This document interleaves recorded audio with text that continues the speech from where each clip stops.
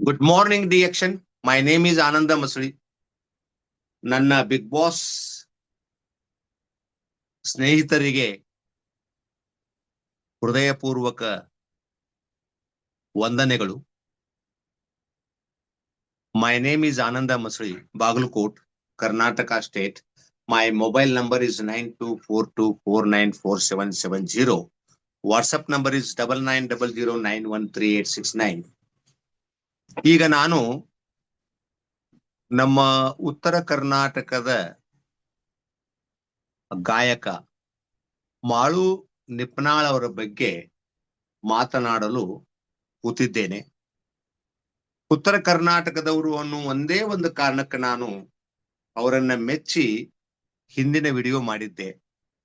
ಆದ್ರೆ ನಾನು ಆ ವಿಡಿಯೋವನ್ನು ಮಾಡಿ ತಪ್ಪು ಮಾಡಿದೆ ಅನ್ನುವಂತ ಈಗ ಅನಿಸ್ತಾ ಇದೆ. ಯಾಕಂತಂದ್ರೆ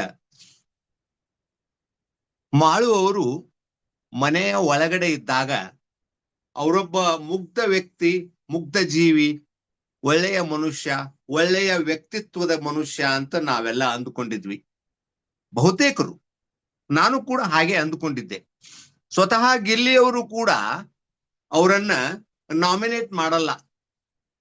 ಅಂದ್ರ ಯಾರನ್ನ ನೀವು ಹೊರಗೆ ಕಳಿಸ್ಬೇಕಂತೀರಿ ಅಂತ ಕೇಳಿದಾಗ ಸ್ಪಂದನಾ ಅವ್ರ ಹೆಸರು ಹೇಳ್ತಾರೆ ಹೊರತಾಗಿ ಮಾಳು ಅವ್ರ ಹೆಸರು ಹೇಳಲ್ಲ ಅವರು. ಇಷ್ಟಿದ್ದಾಗ್ಯೂ ಕೂಡ ಹೊರಗೆ ಬಂದಂತಹ ಮಾಳು ಅವರು ಬಹಳ ಕೀಳು ಮಟ್ಟದ ಮಾತುಗಳನ್ನ ಆಡ್ತಾ ಇದ್ದಾರೆ. ಅವರು ಗಿಲ್ಲಿಯವರನ್ನು ಕೂಡ ತೆಗಳ್ತಾ ಇದ್ದಾರೆ. ಗಿಲ್ಲಿಯವರಿಗಿಂತಲೂ ಹೆಚ್ಚು ಫಾಲೋವರ್ಸ್ ನನಗಿದ್ದಾರೆ, ಗಿಲ್ಲಿಯವರಿಗಿಂತಲೂ ಹೆಚ್ಚು ಪವರ್ಫುಲ್ ನಾನಿದ್ದೇನೆ, ನಾನೇ ಗೆಲ್ಲಬೇಕಾಗಿತ್ತು, ಹೀಗೆಲ್ಲ ಒಂದ್ ರೀತಿ ಬಹಳ ದಡ್ಡತನದ ಉತ್ತರಗಳನ್ನು ಕೊಡ್ತಾ ಇದ್ದಾರೆ. ಮನೆ ಒಳಗ ಇವ್ರು ಇದ್ದಾಗ ಕಾವ್ಯ ಅವರು ಕೊರಳಲ್ಲಿ ಇವ್ರಿಗೊಂದು ನೇಮ್ ಪ್ಲೇಟ್ ಹಾಕ್ತಾರ. ಆ ನೇಮ್ ಪ್ಲೇಟ್ ಮೇಲೆ ಏನಿರುತ್ತಂದ್ರ ಹೇಡಿತನದಲ್ಲಿ ಶ್ರೀಮಂತ. ಆಮೇಲೆ ಧನುಷ್ ಅವರು ಕೂಡ ಒಂದು ನೇಮ್ ಪ್ಲೇಟ್ ಅನ್ನ ಹಾಕ್ತಾರೆ ಇವ್ರ ಕೊಳ್ಳಾಗ, ದಡ್ಡತನದಲ್ಲಿ ಶ್ರೀಮಂತ. ಆದ್ರೆ ನಮಗ ಅಷ್ಟು ಅವು ಸಮಂಜಸ ಅನಿಸಿರ್ಲಿಲ್ಲ. ಆದ್ರೆ ಈಗ ಮಾಳು ಅವರು ಹೊರಗೆ ಬಂದ ನಂತರ ಮಾತನಾಡುವುದನ್ನ ಕೇಳಿದ್ರೆ ಅವು ಎರಡೂ ಬರೋಬ್ಬರಿ ಅನಿಸ್ತದ. ಇವರು ಹೇಡಿತನದಲ್ಲಿ ಶ್ರೀಮಂತರು ಅಂತ ಅನ್ಲಿಕ್ಕೆ ಏನ್ ಕಾರಣ ಅಂದ್ರ ಗಿಲ್ಲಿಯವರು ಎದುರಿಗೇನೆ ಮನೆ ಒಳಗಿದ್ದಾಗಲೇ ಇಂಥ ಮಾತುಗಳನ್ನ ಹೇಳಿದ್ರ ಅವರಿಗೆ ನಾವು ನಿಜವಾದ ಧೈರ್ಯಶಾಲಿ ಅಂತಿದ್ವಿ. ಅವರು ನಿಜವಾದ ತಮ್ಮ ಜಾಣತನಗಳನ್ನ ಒಳಗಡೆ ತೋರಿಸಿದ್ರ ಹೌದಪ್ಪ ಅಂತಿದ್ವಿ. ಅವರು ಒಳಗಡೆ ಈ ಎಲ್ಲಾ ಪದಗಳನ್ನ ಬಳಸ್ಕೊತಾ ಇದ್ರು ಅಂದ್ರೆ ಬಹುತೇಕ ಇನ್ನೂ 1 ವಾರ 2 ವಾರ ಇರ್ತಿದ್ರು. ಆದ್ರೆ ಹೊರಗಡೆ ಬಂದು ಒಳಗಡೆ ಸುಮ್ಮನೆ ಕೂತು ಹೊರಗಡೆ ಬಂದು ಏನೋ ಬಾಯಿಗೆ ಬಂದದ್ದೆಲ್ಲ ಮಾತಾಡೋದ್ರಿಂದ ಅವರು ತಮ್ಮ ಗೌರವವನ್ನ ತಾವೇ ಕಮ್ಮಿ ಮಾಡ್ಕೊಂಡ್ರು ಅಂತ ನನಗ ಸ್ಪಷ್ಟವಾಗಿ ಕಂಡು ಬರ್ತಾ ಇದೆ. ನಾನು ಯಾವಾಗಲೂ ಮಿತಿಯನ್ನ ಮೀರಿ ಮಾತನಾಡಬಾರದು ಅನ್ನುವಂಥ ವ್ಯಕ್ತಿ, ಕಾನೂನನ್ನ ಕೈಗೆ ತಗೋಬಾರ್ದು ಅನ್ನುವಂಥ ವ್ಯಕ್ತಿ. ವಾಕ್ ಸ್ವಾತಂತ್ರ್ಯ ಐತೆ ಅಂತ ತಿಳ್ಕೊಂಡು ಬಾಯಿಗೆ ಬಂದಂಗೆ ಮಾತಾಡೋದು ಅಷ್ಟೊಂದು ಒಳ್ಳೆಯದಲ್ಲ ಅನ್ನೋದು ನನ್ನ ಅಭಿಪ್ರಾಯ. ಆದ್ರೆ ಮಾಳುವವರ ಮಟ್ಟದಲ್ಲಿ ಅವರ ಲೆವೆಲ್ನಾಗ ಹೋಗಿ ನಾನು ಕೆಟ್ಟ ಪದಗಳನ್ನ ಬಳಸ್ಲಿಕ್ಕೆ ತಯಾರಿಲ್ಲ. ಆದ್ರೆ ಒಂದಂತೂ ಸತ್ಯ, ಮಾಳುವವರು ಹೊರಗಡೆ ಬಂದ ನಂತರ ಇದ್ದ ಗೌರವವನ್ನ ಅವರು ಕಳ್ಕೊಂಡ್ರು. ವ್ಯಕ್ತಿತ್ವದಲ್ಲಿ ಅವರು ಸಂಪೂರ್ಣ ಕೆಳಮಟ್ಟಕ್ಕೆ ಹೋದ್ರು ಅಂತ ನನಗನ್ನಿಸ್ತಾ ಇದೆ.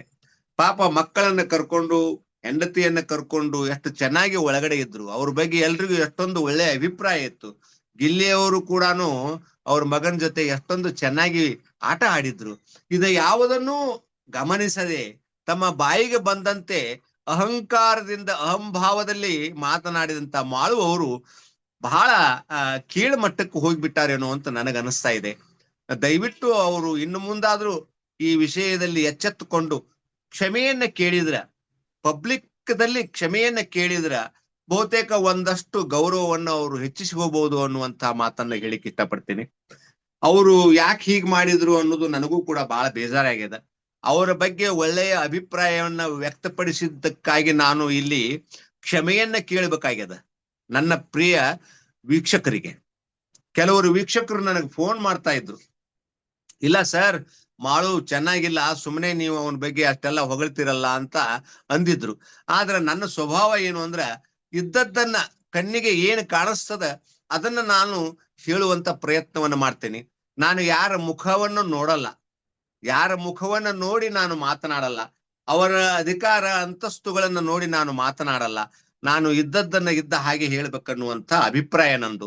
ಅದಕ್ಕೋಸ್ಕರ ಇವತ್ತು ನಾನು ಮಾಳು ಅವರ ನಿಜ ರೂಪವನ್ನ ತಮ್ಮ ಎದುರಿಗೆ ಇಟ್ಟಿದ್ದೇನೆ. ದಯವಿಟ್ಟು ದಯವಿಟ್ಟು ನನಗೆ ಸಬ್ಸ್ಕ್ರೈಬ್ ಆಗ್ರಿ, ಸಪೋರ್ಟ್ ಮಾಡ್ರಿ, ಲೈಕ್ ಮಾಡ್ರಿ, ಶೇರ್ ಮಾಡ್ರಿ. ಕಾಮೆಂಟ್ ಬಾಕ್ಸ್ ನೊಳಗೆ ನಿಮ್ಮ ಕಾಮೆಂಟ್ ಅನ್ನ ಹಾಕ್ರಿ, ನಿಮ್ಮ ಅಭಿಪ್ರಾಯಗಳನ್ನ ಹಾಕ್ರಿ. ನಾವು ವಿಡಿಯೋ ಹೇಗ್ ಮಾಡ್ಬೇಕು ಅನ್ನೋದನ್ನು ಕೂಡ ನಮಗೆ ನೀವು ಮಾರ್ಗದರ್ಶನ ಮಾಡ್ಬೋದು. ನಾವೇನಾದ್ರೂ ತಪ್ಪು ಮಾಡಿದ್ರೆ ಅದನ್ನ ನಮಗೆ ಹೇಳ್ಬೇಕು, ನಾವು ಮುಂದಿನ ವಿಡಿಯೋಗಳಲ್ಲಿ ತಿದ್ದುಕೊಳ್ತೀವಿ ಅನ್ನುವಂತ ಮಾತನ್ನ ಹೇಳ್ತಾ ನನ್ನ ಈ ವಿಡಿಯೋವನ್ನು ಮುಗಿಸ್ತಾ ಇದ್ದೀನಿ sir. Thank you sir, thank you very much.